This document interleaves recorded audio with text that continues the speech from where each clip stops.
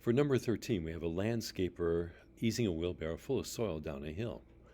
Define the system you would analyze and list all the forces you would need to include to calculate the acceleration of the wheelbarrow.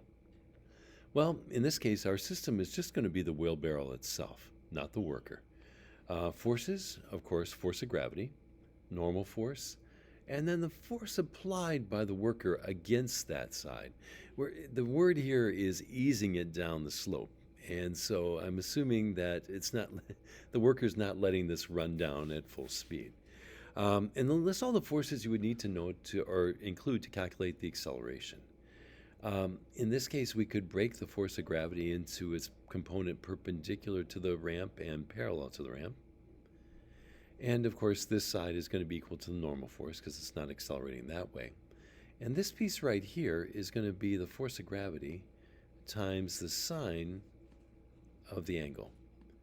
Or in this case, the angle up there, theta, is going to be the same up here, is going to be the same as the angle of this thing here.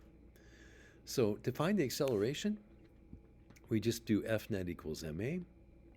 In this case, what is the net force along or parallel to the ramp would just be the component of the force of gravity that's trying to force it down the ramp.